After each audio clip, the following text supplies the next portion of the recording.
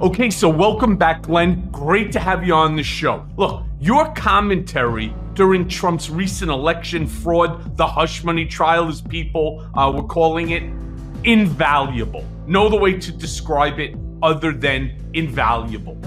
But before we get into that, do you have any comment about Steve Bannon's order to report to prison by July 1st of 2024? Yeah, I mean, Steve Bannon, welcome to accountability. I was in the courtroom yesterday in D.C., my old stomping grounds, watching the hearing. I know the prosecutor, John Crabb, worked with him for years. I know one of the two defense attorneys, Evan Corcoran.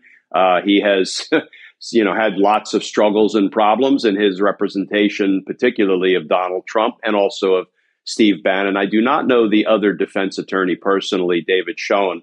But boy, did he play the fool at the end of the hearing, and we can talk about that. But, it's funny because I listened to the entire hearing, and I wasn't sure which way Trump-appointed Judge Carl Nichols was going to go. I think he kept us on the edge of our seats. But then toward the end, he said, look, I may have thought Bannon had a potential winning legal issue on appeal, but the D.C. Federal Circuit Court of Appeals thought otherwise, and they unanimously rejected Steve Bannon's appeal and affirmed his conviction. So I no longer have a basis to stay his sentence, and I am ordering him to report to the Bureau of Prisons on July 1st to begin serving his sentence, at which point this David Cohen guy made a beeline for the podium. And let me tell you, Michael, I grew up in courtrooms, 30 years a prosecutor. Usually you don't run up to a podium in a courtroom unless you've been invited to do so by the judge, particularly after the judge has ruled. And he started yelling, literally yelling. And the judge said, you will not be yelling in my courtroom. Sit down. And he put him in his place. But, I don't know if that was just performance art for Bannon or maybe for others. Of course, it's for others. It's for Donald. Listen, David Cohen, you may remember, I think, was one of the Trump attorneys during the impeachment. He's a fucking jerk off. He's got always something to say. This is all performative for one man. It is absolutely incredible to me that there are lawyers and doctors and you name it who are, and just every walk of life that are out there behaving in ways that makes you scratch your head, all to show fealty. Members of Congress, to show fealty to a man who is a twice impeached, 4-time indicted, felon now, sexual assaulting fraudster. I don't get it. I don't get it. Yeah, but I'm glad to see accountability finally come for Steve Bannon. And look, I'm always looking for a little bit of silver lining behind the big dark orange cloud that hangs over all of us and has since at least 2016. But look, you've got Peter Navarro in prison. You got Steve Bannon heading to prison on July 1st, and you got Donald Trump, who's going to be sentenced on July 11th, I believe, to a prison term. And we can talk about why I believe that as a former career prosecutor. Open question as to whether Judge Merchan stays the execution of that sentence pending appeal. We can talk about all that too. But listen, accountability is trending, at least in some small ways for the Navarros and the Bannons and the Trumps. And yet on the flip side of the coin, when you look at what's going on in Georgia, you look at what's going on in the Supreme Court, you look at what's going on down in Florida. Okay, we are moving backwards on the accountability front in some of those cases. Yeah, and I agree with you. But by the way, you've left out quite a few people, right? Alan Weisselberg, second stint in Rikers Island, the 78-year-old former CFO of the Trump Organization. His second stint in Rikers Island. On top of that, some other breaking news that came out yesterday, and I put this out on my Twitter account this morning. Actually, you might recall my House Oversight Committee live testimony in 2019, where I warned Mark Meadows that his blind loyalty to Donald Trump would result in legal challenges, really meant legal problems, similar to what I was going through. And the fucking moron smirked at me, and he, of course, ignored my warning. So I wonder if the ass clown is smirking now as he's being arraigned in Arizona for election interference in the election subversion case. I wonder if he's smiling now. I mean, this is a guy who was, for God's sakes, the member of Congress. And all of a sudden, he's now a co-conspirator to an indictment. Yeah, and I'm really looking forward to the coming federal indictments in D.C. of the 6 co-conspirators, because let me tell you, Michael, when Jack Smith handed down the indictment against Donald Trump, which has now gotten bogged down in the Supreme Court, we're probably going to know soon enough what the Supreme Court will do with his absolute immunity claim, and I have a pretty good idea where they're going with that. I think the minute it becomes clear that there will not be a trial of Donald Trump by November on the federal indictment in D.C. for trying to overturn the 2020 presidential election, that's when you're going to see Jack Smith indict all of the other co-conspirators. Because if he had indicted them previously, they could have all moved to join their cases with Donald Trump, and all trial date bets would have been off. Well, now it looks like, courtesy of the Supreme Court, all trial dates for Donald Trump, all bets are off. So you're going to see, I believe, Mark Meadows, Rudy Giuliani, Sidney Powell, John Eastman, Jeffrey Clark, and perhaps some others indicted as co-conspirators with Donald Trump in that big old federal indictment in D.C. These cases will be tried. They will be tried.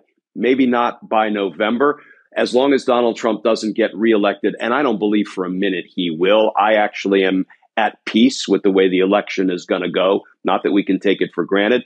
These cases will all be tried, and Donald Trump and others will be convicted in criminal case after criminal case after criminal case, just like Donald Trump was convicted in a New York minute in that prosecution in Manhattan. And that is going to replicate itself over and over and over again. You know, Glenn, you and I you've been on my show a couple of times now, and we've had, private conversations as well over the course of the years. And I told you that too many people were shitting on this Alvin Bragg case. Forget about the way that they shit on me. Oh, I'm gonna be this terrible witness, and to rely upon the word of Michael Cohen is such a terrible mistake for prosecutors. You watch it like on CNN or Ari Melber on MSNBC, who sit there and want to attack me and my credibility and et cetera, et cetera. In fact, it's only the Alvin Bragg case that is going to hold Donald Trump accountable up and through the November election. So all these folks, it would be nice if one of them, other than maybe Dan Abrams, who actually acknowledged that he got the whole thing wrong, how many people coming out there and saying it's going to be a hung jury or an acquittal? There's no way that they could rely upon Michael Cohen, that this is a stupid case, that it never should have been brought. In fact, Ari Melber brought in Michael Avenatti, of all people, Michael Avenatti, to sit there and to discuss his opinion from Terminal Island in California, FCI, Federal Correctional Institution, Terminal Island, to put him on prime time to discuss this case. Let me ask you this question then. How do you think that the trial went? And what are your impressions of Judge Juan Merchan? And more importantly, third part to this question. How well do you think that the jury did their job? I thought it was an exquisitely tried case by the prosecutors. I wish it had been televised, but I tried to catch all of the real-time reporting coming out of the courtroom. Listen, I appreciate a well-prosecuted case. I'll tell you, Michael, I also appreciate a well-defended case. Some of the most gratifying professional experiences I had, and unlike so many, DOJ types, I never left the courtroom for 30 years. I never left the courtroom because I didn't want to work my way up the bureaucratic ladder. Some might say I wasn't capable of working my way up the bureaucratic ladder, and I will take that all day long. I never viewed myself as a bureaucrat. I was a trial guy. I was a trial court prosecutor, and I took my job very seriously in the way I put together my cases.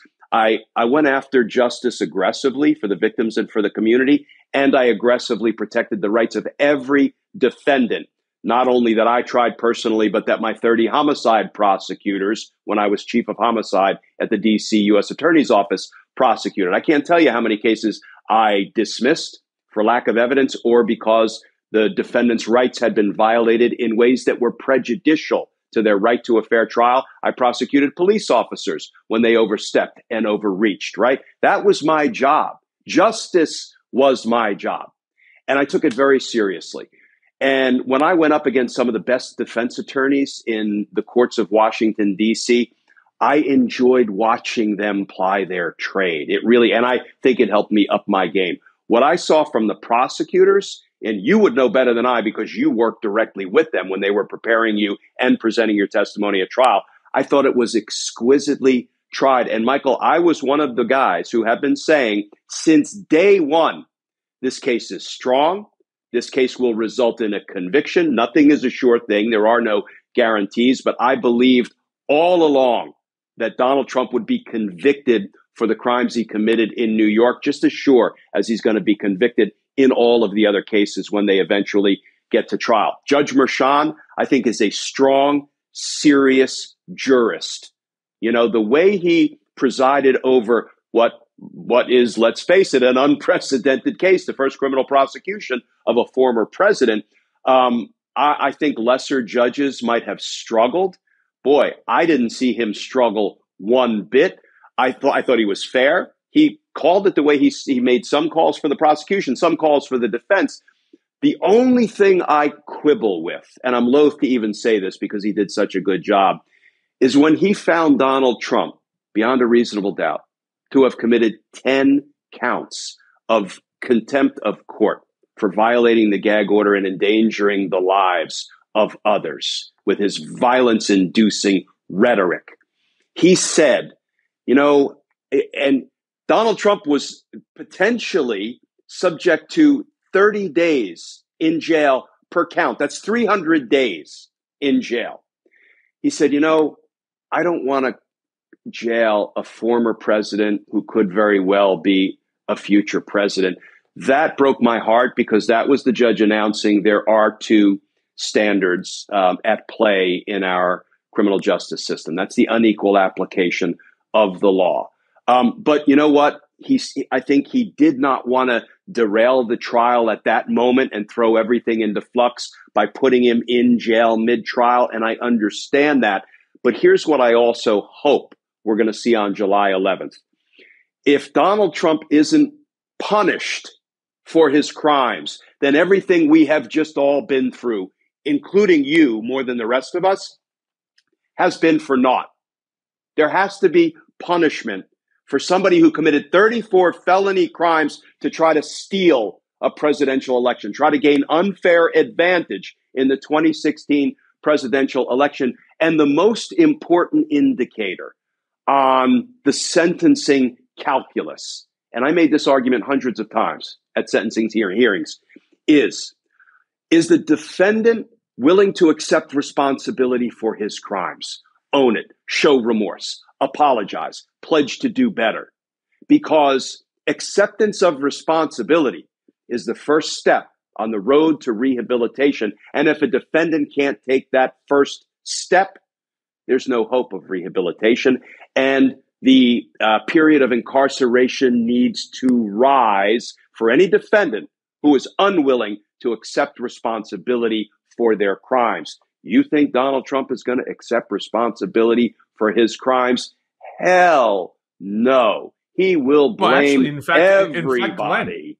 Glenn, in all fairness, I've heard you say that Trump's own denial of any wrongdoing in this specific case, literally from his affair to both Stormy Daniels and Karen McDougal, his refusal to even acknowledge the simple fact that he had these two affairs. Not that it really means anything to this case. It's just an acknowledgement to what ultimately resulted in the 34 guilty verdicts. He has accepted no responsibility. I've heard you say that his denial of any wrongdoing in this trial will be the linchpin that gets him jail time. Yeah. And I tell you, it was such a poorly tried case from the defense side. Now, I have always believed, and I've seen this proven over and over again, former prosecutors don't necessarily make good criminal defense attorneys, because prosecutors, take it from one, where we are all about proving what is and what was, what actually happened. Defense attorneys are about injecting, well, what might have been, what could have been, what should have been, and a little bit of misdirection and smoke and mirrors. And that's not a criticism. I mean, they are there to sow doubt, looking for a little bit of reasonable doubt. They need to be creative, think outside the box. We prosecutors wear our government blinders with pride. We just the facts, man. We just want to prove what was, right? Todd Blanche proved to be a really poor defense attorney. I don't know what kind of prosecutor he was back in the day, but when he opened on Donald Trump didn't have sex with that woman, guess what? Once the jury saw that he lied to them about that, and it was easy to see based on Stormy Daniels' testimony and the testimony of everybody else and the corroboration, I believe the jury looked through the lenses of, okay, Todd, you lied to us about that. Why am I going to buy into anything else you tell me? And then, boy, if that wasn't strategic blunder enough, when they put Bob Costello on the stand, now you know Bob Costello better than I know him, but you know how I saw his testimony, Michael? I saw his testimony as actually proving the crimes that the prosecutors were trying to prove. Because to me, it looked like Bob Costello, together with, Rudy and Donald, they were trying to catch and kill your story. The evidence you had to convict Donald Trump, to prove he committed crimes, they were trying to catch and kill it so it wouldn't, be used against Donald Trump, which was the exact thing the prosecutors were proving in their case in chief. I mean, it's beyond a strategic blunder. It's just blowing up your own case. And I assume they put Bob Costello on the stand because Donald Trump said, put Bob Costello on the stand. Yeah, because I don't know that, but no, you're right, because he saw Bob Costello 2 days earlier when I first took the stand.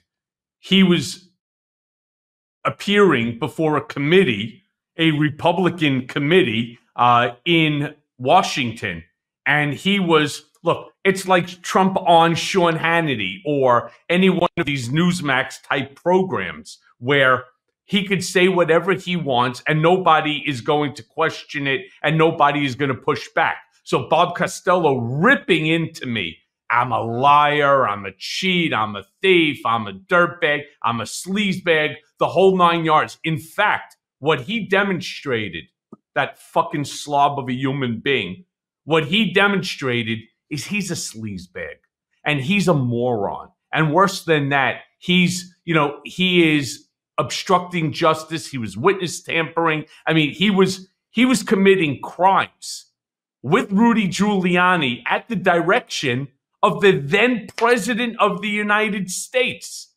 And I think I agree with you. He opened up more and sowed more doubt into the jury's mind as to the credibility of the defendant and the defendant's case. But you've probably heard me call Todd Blanche, because I agree with you. The strategy. Most of you know that I have some cardiac issues, so supporting my heart health has been one of my top priorities, which is why I've been trying to keep my body moving by getting more steps in and trying Pilates. Something I absolutely hate doing is worrying about nutrition and supplements. I mean, seriously, who has time for all that?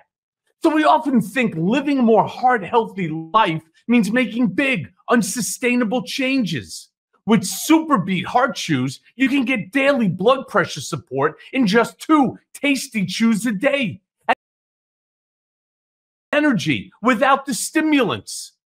Paired with a healthy lifestyle, the antioxidants in Superbeats are clinically shown to be nearly 2 times more effective. That's 2 times more effective at promoting normal blood pressure than a healthy lifestyle alone.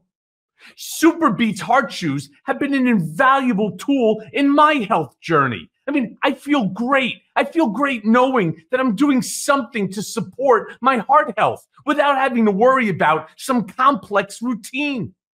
The energy boost from them is noticeable almost immediately, and I love that they don't give me the jitters. So let's face it, we all know that downing cup after cup of coffee every day is not the right answer for healthy energy, especially long term. Effective and clinically studied from Super Beats, the #1 doctor, pharmacist, and cardiologist recommended beet brand for cardiovascular health support. That's necessary. So double your potential with Super Beats Heart Chews and get a free 30-day supply of Super Beats Heart Chews on all bundles. And get a load of this, 15% off your first order by going to getsuperbeats.com and using code Cohen. That's getsuperbeats, GetSuperBeets.com, and use code Cohen for that 15% off. That's getsuperbeats.com, code Cohen. Made zero sense at all, including when I first sat on the stand for cross-examination and Todd Blanche turns around and asks me, Mr. Cohen, have we ever met? No, sir. Then he says, do we know each other? No, sir. Well, on your podcast, did you not turn around and call me a whining, little shit? To which, of course, prosecution got up and they objected and it was sustained. And then there was a sidebar. And then the sidebar was basically the judge, Judge Merchan, telling Blanche, what the hell are you doing? This isn't about you, right? And sustained, the objection, despite the fact I had already said before I had heard the objection, made or Judge Merchan sustaining it. It sounds like something I said, because I think that Todd Blanche is a sloped, the stupidest lawyer of all time. And that's what he is. And any defense attorney worth shit would turn around and say to their client, listen, your strategy is not going to work. Your strategy that you are demanding that I employ is going to cause you jail time. You will be found guilty.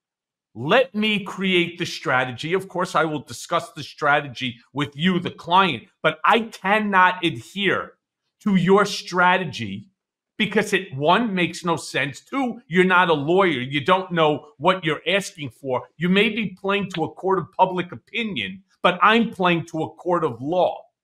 But Blanche doesn't have the balls within which to stand up to Trump. Most people don't, where they say to him, no, sir, can't do that.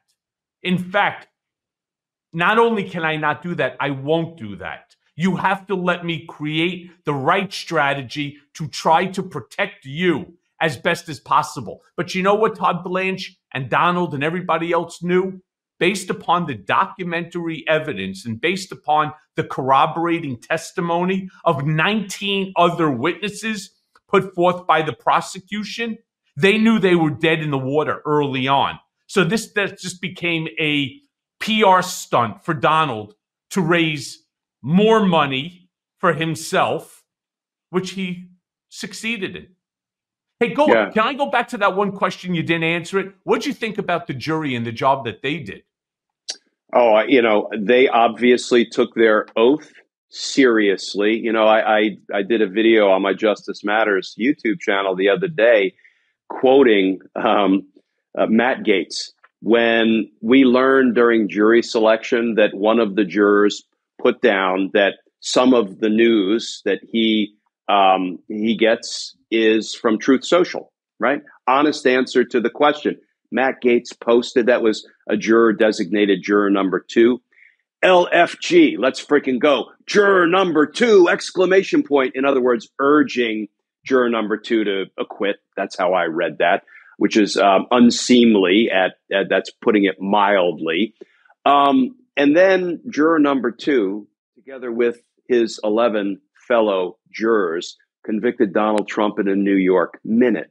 After several weeks of trial, they took less than 2 days of deliberation, 9 hours. 34 counts of guilty. You know, the jurors obviously see, and that's what I've said. Once these cases move from the court of public opinion into a court of law, Trump is done, because the rules of evidence and the rules of law and the rules of procedure actually govern what information is presented to the jurors, right? And you know, that juror, in the event he credited what he saw on Truth Social, where he got some of his news, probably learned he wasn't getting news from Truth Social. He was getting propaganda, disinformation, and lies. He saw the evidence, as did his 11 fellow jurors, and they banged Trump out on 34 guilty verdicts like that. Yeah. Yeah. Well, let me ask you this then. What do you think?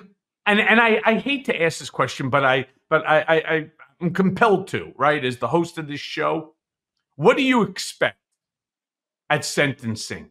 My understanding is each one of those counts carries with it a maximum of a 4-year penalty, and they're going to not do it on 34 counts. They'll run them concurrent. So the most that Donald can get on this would be 4 years, which look, he should not be entitled to any reduction because he shows no remorse. He's taken no responsibility. I can only imagine what his PSR, his pre-sentencing report, is going to look like. It's going to be a smorgasbord of horse shit. What do you think the sentence is going to be? And then the reason I say I hate asking this question is obviously I hate hypotheticals and I hate trying to prognosticate, even though I think I do a pretty good job of it, only because I know the guy so well. But this, obviously, I have no idea. Then you listen to certain pundits. Again, it drives me crazy saying, well, they'll probably give him a suspended sentence and instead give him, say, 1,000 hours of community service where he has to pick up garbage on the side of the road or in the park or,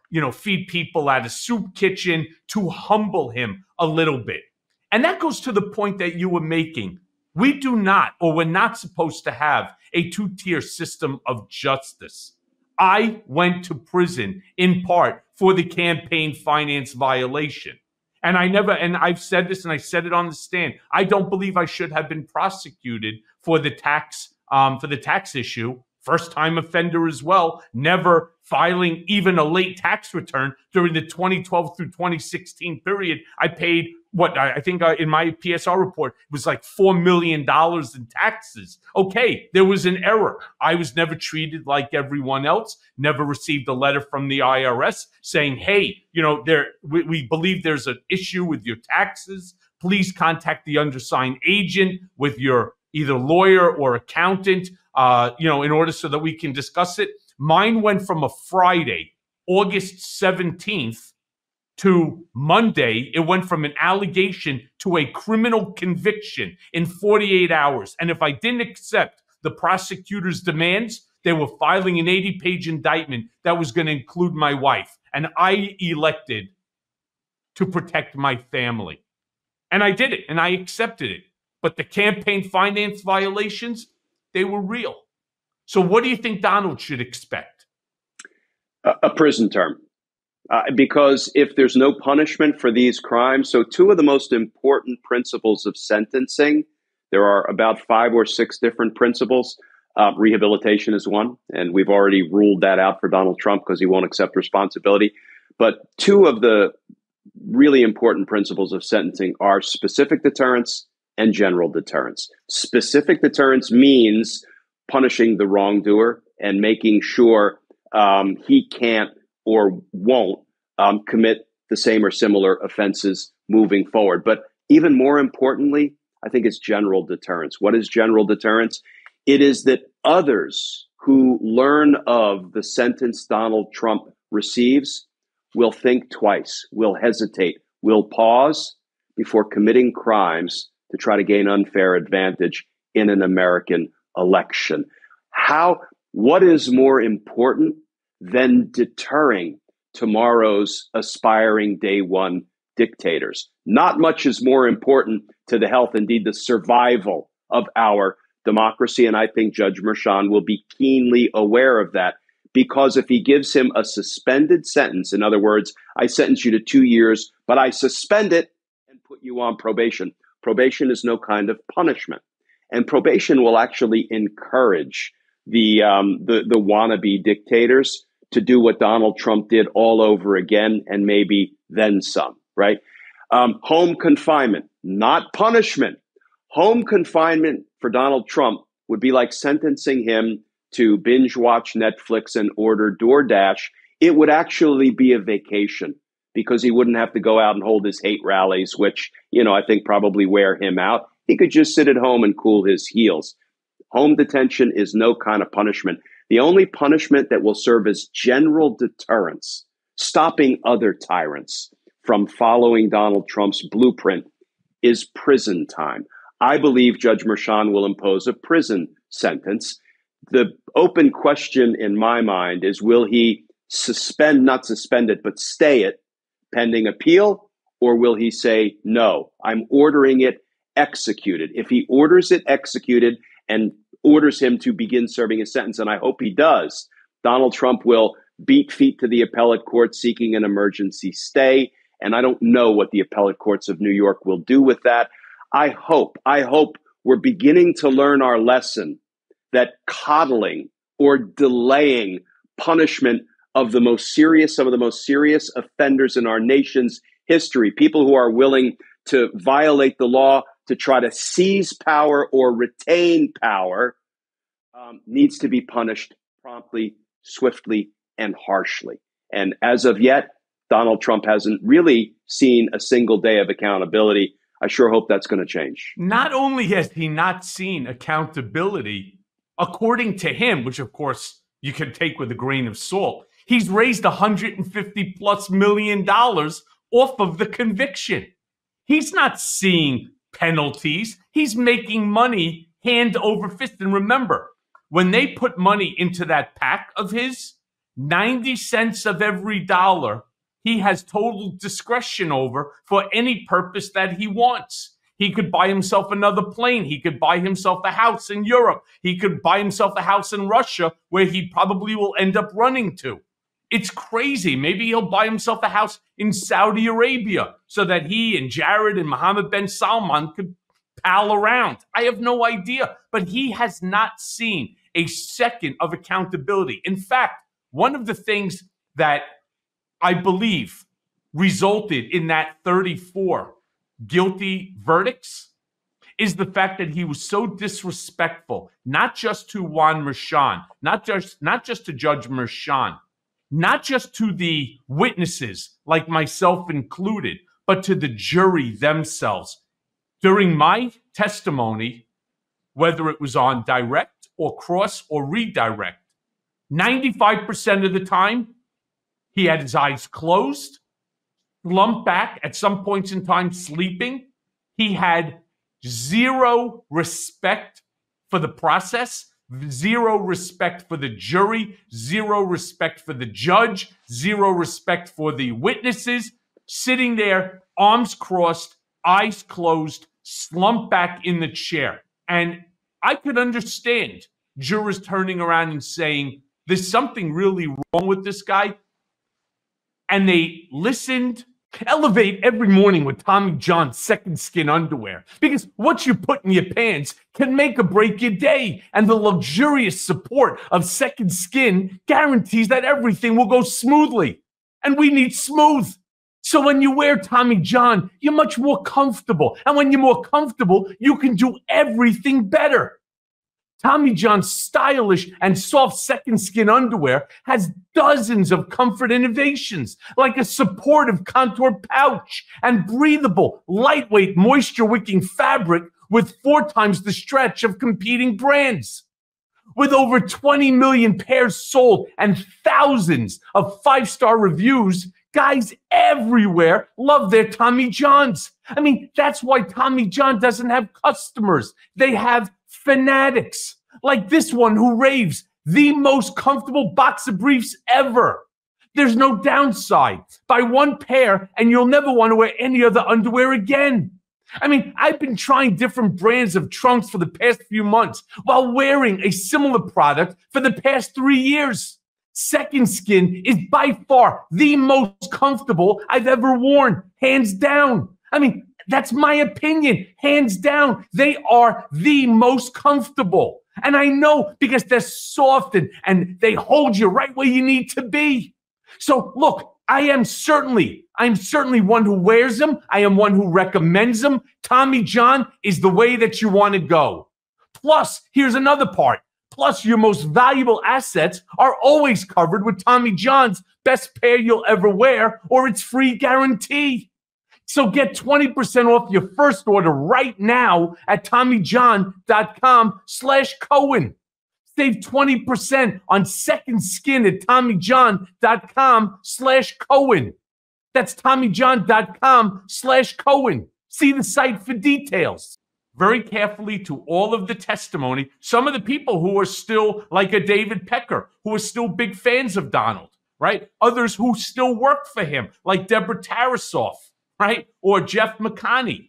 And then they listened to me as the final witness, acting not as media wanted to call me the key witness, though I'll accept it, but more as the narrator of the story. I took everybody's testimony and I put it into one sort of, just one sort of cohesive short story book that the jury was able to reflect back, which you may remember during the 9-hour deliberation, they came back and they said, wait, we'd like to rehear and to read the testimony of David Pecker on this one specific issue. That's the August of 2015 meeting between Donald Trump, David Pecker, and Michael Cohen. And then we want the Michael Cohen testimony on that same meeting. And then what was it? Maybe 45 minutes to an hour later, we get breaking news that the jury has reached a decision. Once that happened, I knew what was going down. Hey, let me ask you this instead. So Jim Bag Jordan and the House Judiciary have now threatened to bring Manhattan District Attorney Alvin Bragg in for an investigation. So the question I want to ask you, Glenn, is, first of all, why? And secondly, aren't there laws that protect Alvin Bragg from this type of behavior? Yeah, when you say why, it's for political advantage, right? They're abusing their authority and their position. They are the ones, ironically, weaponizing Congress to try to interfere in ongoing criminal investigations and prosecutions. Plain and simple. Why are they doing it? For political advantage. So they can say to Donald Trump's base, hey, I stuck with him right up until the end. You know, what I have sort of come to believe is the Republican Party, with the exception of Liz Cheney and Adam Kinzinger, who said, my job is not as important as the health of our democracy. I'm willing to lose my job, but fight for our democracy. And I respect and admire them for that. The remainder of the Republican Party, I think they all want to be able to say, I stuck with Donald Trump until the bitter end. So they say to his base, his supporters, don't abandon me. They don't care.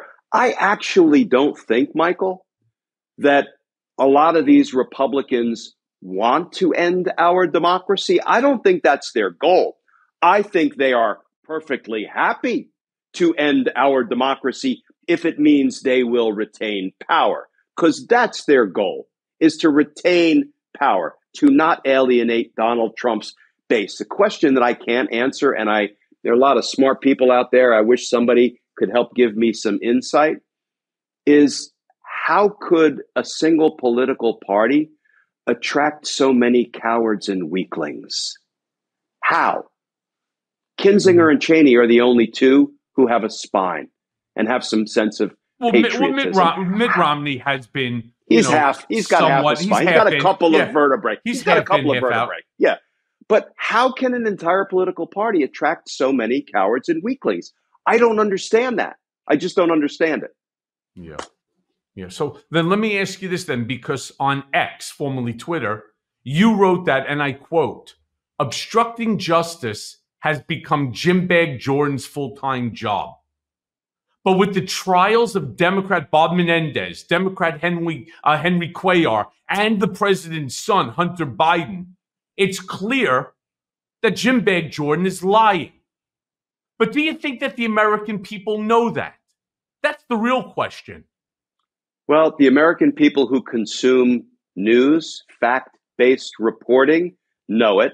And the people who consume propaganda from the faux news networks, they don't know it. They listen to Jim Jordan saying the Department of Justice is being weaponized against Republicans. What they don't see, though, is that while DOJ is doing a really lousy job weaponizing against Republicans when they're prosecuting Democrat Senator Bob Menendez, Democrat Representative Henry Cuellar, the son of a sitting president who's a Democrat, right? Hunter Biden, Joe Biden's son.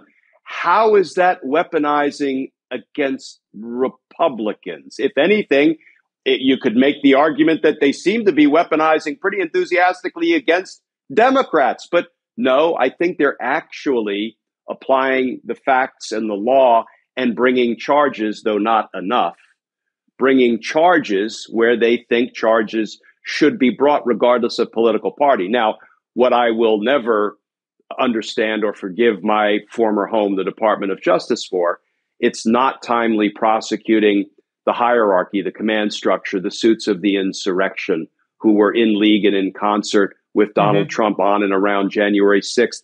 Not a minute, not the people at the Willard War Room, not the folks who were supporting Donald Trump, inciting that crowd, or coming up with the fake elector scheme. None of them have been prosecuted federally. The states are left to clean up the federal government's work, responsibility.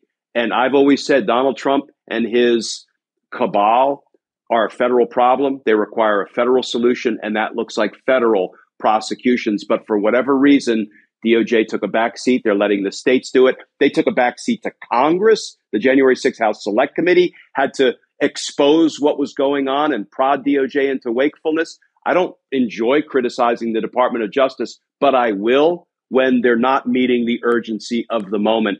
And they haven't. No, they definitely have not. In fact, one of the issues that I constantly bring up, and I've spoken now over just the last few days to a series of members of Congress asking them, what are you guys doing? Every time Trump comes out, and what is Biden doing with this? And this is where Donald Trump, PR-wise, and the Republican Party, PR-wise, are running circles around the Democrats. Trump turns around and he uses folks like Jim Bag Jordan and others to drag in folks like Merrick Garland, right, in for questioning. And the purpose of doing that is to ding the credibility of the Justice Department. Why? Because the DOJ, as you said, they're having serious credibility issues. I myself ding the Justice Department, but slightly different. It is not the Biden administration that has weaponized the Justice Department to go after former President Trump and his administration. It is the former administration of Donald Trump who figured out how to weaponize the Justice Department using a willing and complicit attorney general, and that's the slovenly Bill Barr, in order to go after critics. I wrote a whole book about it, Revenge. It is, to me, ridiculous. I have the documents, very much like the way they proved this Alvin Bragg case, very much like the way when I was testifying before the House Oversight Committee. Don't take my word for it. Donald has already destroyed my credibility with that 30%. Let me show you the documents. It was demanded of me that I sign a document which was counterfeit. It was a fraudulent document supposed to resemble a federal location monitoring agreement. That document that they gave to me does not exist in the system. And I'll tell you something, and I say this to my buddy, Jeffrey K. Levine, who was with me. He's a lawyer. We've been friends since we were 14 because I didn't trust what was going on that day. I'm shocked that they let him walk out with my copy of that 2-page document, which I hid in my sport jacket. And I said to make sure whatever it is that I have in my pocket, you'll see what it is. Do not let them take it. Otherwise, that document wouldn't exist. It's a counterfeit fraudulent document. But they used my failure to sign that counterfeit document to remand me back to prison, which, thank God for someone like Judge Alvin K. Hellerstein, determined at a hearing, a habeas corpus hearing, that I was unconstitutionally remanded, and it was retaliatory by the President of the United States and Bill Barr, as well as the Department of Justice. So my question is, why the fuck is Biden administration not taking all of these documents and showing it in comparison to what every inmate who's going to be out on a federal location monitoring agreement? Why is it that they don't hold the two documents up together and saying, no, America, this is not the Biden administration weaponizing the Justice Department against Donald J. Trump. This is the former president. This is Donald J. Trump's usage of the DOJ as his law firm, weaponizing them to go against his critics. And when Donald tells you in the future what he intends to do to his critics, you better freaking believe it, because he's done it before. And here's the proof. Why are they not using it?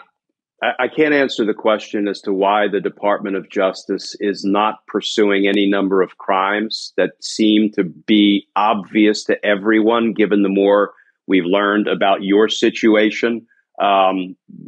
Scott, pardon me, Perry, for example, a member of Congress who requested a pardon, which is an admission of guilt for the crimes he apparently believes he committed on and around January 6th. We seized his phone how long ago? We're doing nothing there. I mean, justice has been delayed and delayed and delayed and delayed.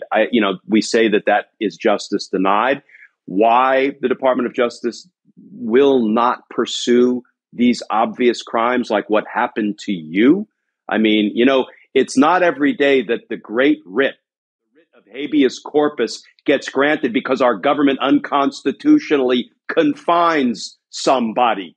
That's a big flippin' deal, right? I think it's the one and only. Why these things aren't being pursued, I don't know. I don't have an answer to that. I wish I did. But what we know Trump does is he accuses others of doing what he does. Projection. We see it all the time. One perfect example of it is when the last of 10 U.S. attorneys that I served under every president from Reagan to Trump, and I retired in 2018. I served under 10 U.S. attorneys at the U.S. Attorney's Office for the District of Columbia. The last one was also a former colleague. We served as line prosecutors together earlier, was Jessie Liu. She was the last U.S. attorney, and she is a good, strong, honest, honorable public servant. And she basically got some marching orders based on the reporting that I've seen from, Bill Barr and Donald Trump. Indict Andy McCabe. He's a Trump enemy. Indict him. I'm taking liberties with what was said. I don't know what was said, but this is the message that became pretty clear. And so that office, my former office, investigated Andy McCabe, and there was no evidence to charge Andy McCabe with any crime. So Jessie Liu, the U.S. attorney, did not bring any charges, did not ask the grand jury to vote out any charges because there wasn't evidence. What did they do to Jessie Liu? They yanked her out of her job under the guise of promising her a position at the Department of Treasury. They then reneged on that promise and just put her out in the cold. And that, Michael, will look quaint compared to what Donald Trump will do if he's elected for a second term. By the way, they did the same thing with Jeffrey. Quaint. Yep. And they did the same thing with Jeffrey Berman here at the Southern District of New York when, they wanted him to scrub my case of Donald's name on anything. You could read that. It's in his own book. And yet, I went after Jeffrey Berman for his bar license. It's amazing. Nope. We don't find that he did anything wrong, despite the fact he writes about it in his own book. He acknowledges that what he was doing was wrong. But the Bar Association, they don't want to touch their own. It's amazing. And I'm going to tell you, I believe what Donald Trump, Bill Barr, his administration were doing with all of the actions, whether it was to me or to others like Jesse Liu, they're trying to test drive authoritarianism and see just what's needed to destroy the rule of law. That's what I truly believe. But, very different on the Democratic side. And with that, I want to pivot into talking with you about the Hunter Biden trial. So Thursday morning, Haley Biden testified that Hunter bought the gun in question while they were together. Could you do me a favor for my listeners? Could you break down for us why her testimony is important? Well, I mean, they have to prove, among other things, that Hunter Biden purchased the gun, that he possessed the firearm, that he filled out the form, the firearms purchase form, ATF form 4473. Importantly, that he checked box 11 or affirmed by signing, because there was some suggestion in opening statements that it was pre-populated or somebody else checked box 11. But if he signed off on it, he can be deemed to have affirmed the accuracy of everything on the form. And box 11 is, look, I'm not an addict or a drug user. Now, the rule of law is the rule of law. And I would never argue that because an offense is so minor, or because an offense is committed 1,000 times a day in jurisdictions all across the country, when people check box 11, but they actually are drug users, which happens everywhere, every day. And we federal prosecutors don't prosecute what's called a 922A. You check the box untruthfully. We don't prosecute those as standalone cases. Now, I'm not arguing against holding Hunter Biden accountable for the crime it appears he committed, because if you check box 11 and you lie about being a drug user or an addict, well, then you've committed a crime in the purchase of that firearm, right? What I am saying, Michael, is let me talk about another gun offense that we prosecute pretty regularly. This is a 922A. You check box 11. That's one way to violate 922A. 922G is a felon in possession of a firearm. That's a federal offense. And there's obviously a heightened danger with a felon who goes in and lies and acquires a firearm, right? Far more dangerous than somebody who uses drugs but doesn't disclose that they use drugs.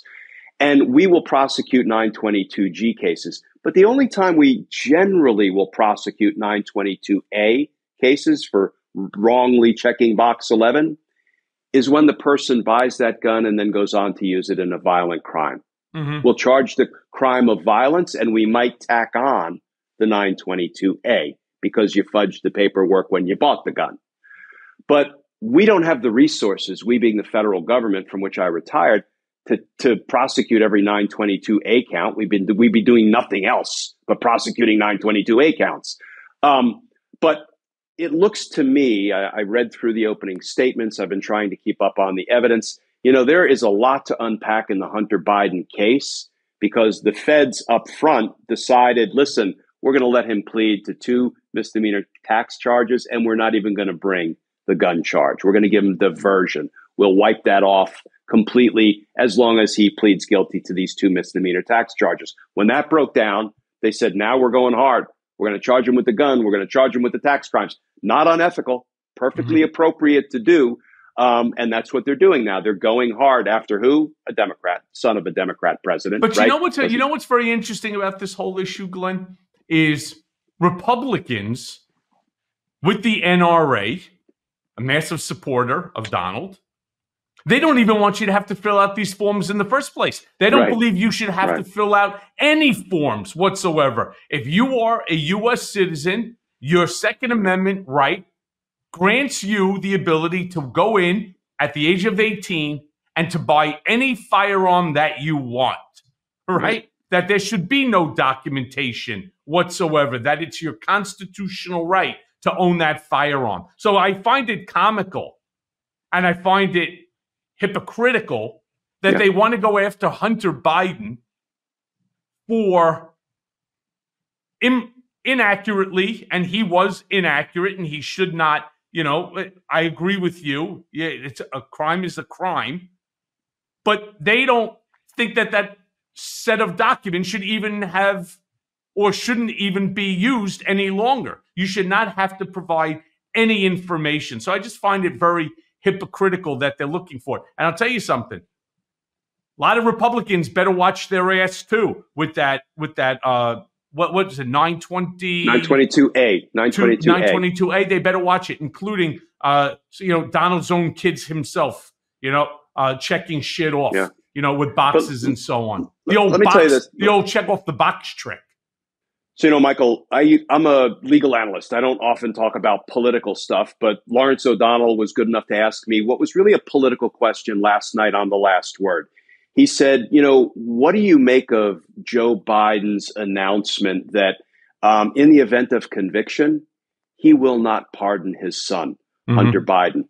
And I think people need to understand that when a president comes into the office after winning an election, ordinarily, what that president does is ask for the resignation of all sitting United States attorneys because they were nominated by the prior president, in this case, Donald Trump.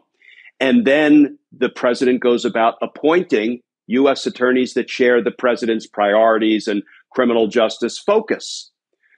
But because a Republican U.S. attorney in Delaware was investigating his son, Hunter Biden, and had been for years, he said, I have every right, and indeed the practice would be for me to ask for his resignation and appoint my own U.S. attorney, but I'm not going to do it because I don't want to interfere or be perceived as interfering in an ongoing investigation of my son. Donald Trump pardoned his criminal associates. He pardoned Jared Kushner's father. He pardoned all sorts of Roger people Stone. Who did not deserve. People paid. Bannon they paid for pardons. They were paying for pardons. Pay to play. Think about this, Michael. Joe Biden said, not only will I not pardon my son, I won't even appoint my own U.S. attorney to the office where my son is being investigated because I don't want to be perceived as interfering. Now, think that's the duties of the president coming into conflict potentially with the loyalties of a parent. And Joe Biden chose the country. He chose the country. If that doesn't give you the measure of the man, I don't know what does. I'm not so sure that I would say that.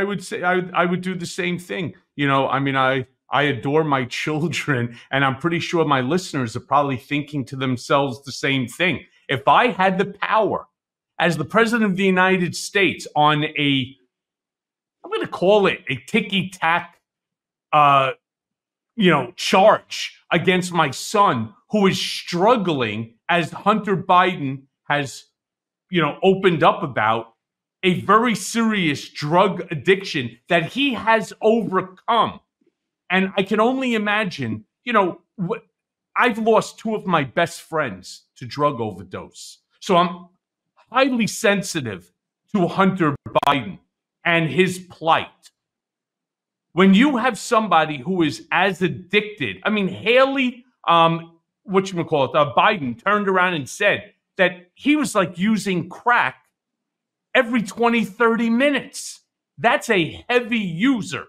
And the fact that he ticked off a box, nobody, thank God, got hurt. Nobody got killed by the firearm. It's a ticky-tack violation. I'm not so sure that I would say the same thing that Joe Biden said as far as protecting my son, who, in all fairness, needs protection. He needs the love and support of his father and his family. And I'll tell you, that's another thing that you got to give Joe Biden a ton of credit on. He's stuck behind his son, which is very, very hard. Anybody will tell you who, knows somebody who is an addict. Being near them, being around them when they're spiraling out of control is not easy. Not easy at all. So, hey, look, I have one last question for you because, the hour goes by very quickly here on Mea Culpa. And this is a little bit of a tough question to ask, to answer here. But a guy who's been in the system as long as you, in your opinion, does the whole system of justice need an overhaul? Or is it just being tested now by Republican lawlessness? I'm going to just give you my quick 2-seconder on it. Abso-fucking-lutely. I think the entire Justice Department needs an overhaul. So here's what I tell my criminal justice students at George Washington University. I used to teach at the law school there. And when I returned to teaching, I asked if I could teach undergrad criminal justice instead of being part of the machinery that produces more lawyers, kind of give the students a full open-eyed appreciation of the legal system and profession, the good, the bad, and the ugly, before they were determined to be lawyers. So they would go into it with their eyes open. Here's what I tell them. I say the only thing, in my opinion, and the criminal justice system is my comfort zone, right? That was my stomping ground. I wasn't a civil lawyer. I didn't sue people. I didn't do criminal justice was what I did for 30 years. I said the only thing that needs to be reformed about the criminal justice system is intake on the front end, who we decide to charge and for what reason.